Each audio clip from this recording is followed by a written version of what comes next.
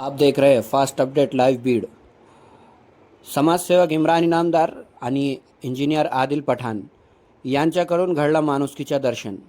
मृत्यू समजून 3 दिवसपासून कचरा कुंडीमध्ये पडलेला जनावर गावमाता स्वतः डॉक्टरला बोलून उभे राहून केला उपचार।